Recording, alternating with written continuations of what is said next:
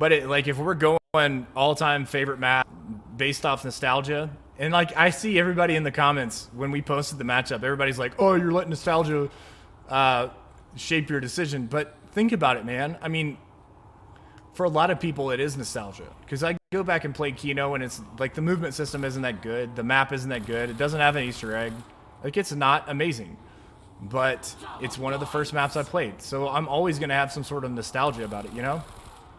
And so some of these other people who, I don't know, Nocturne Totem was their first map, or 5 was their first map, or whatever it was their first map, then that is going to shape what they think the best map of all time is. You know, I mean, I agree with you now. I agree with you that Transit's probably one of the worst maps. I mean, the bus ends up being a death trap.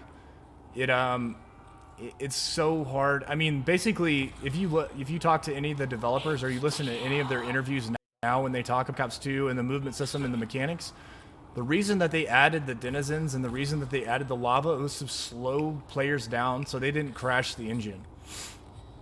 And that's a bad, I mean, I work for a software company, and that's a bad excuse. So, but at the time, I absolutely loved Transit. I liked the fact that it connected different parts of the map. I liked the portal system. Like, the fact that you had to leave the turbine at the power station to turn on the Pack-a-Punch, like, that wasn't that great. But still, it was pretty cool. But yeah, man, going back and playing it now, it's completely awful. The movement's awful. The fact that the bus is a death trap is awful.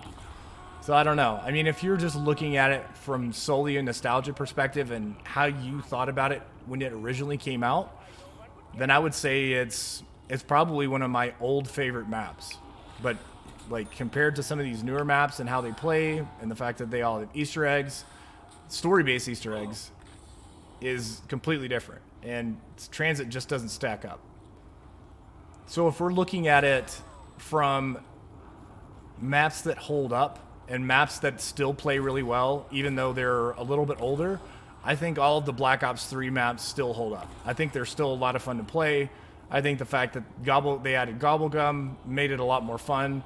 And so the fact that they remastered a lot of those Black Ops 1 maps on Black Ops 3, it actually revived a lot of those old Black Ops 1 maps. Yeah, I like Die Rise a lot too. I mean, one of my highest rounds on Black Ops 2 was on Die Rise. I just got downed.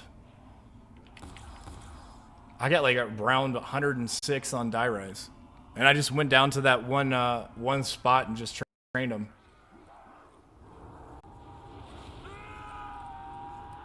And then, yeah, kind of expanded on that last point. When they remade Origins on Black Ops 3, I mean, I honestly thought that was the perfect remake.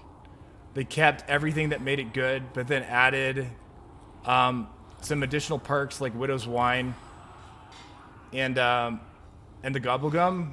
Perfect. And so if they could do something similar with Transit, with something like Transit and something like Die Rise, then, I mean, you've got something really awesome on your hands, I think. There's a couple other ones from Black Ops 2 that I would probably remake as well. Probably Buried. So, Buried, Mob of the Dead, Transit, and these are all because the engine just wasn't quite, or not Tagged or Toten, whatever the map was. Tagged or Toten was a remake of Call of the Dead.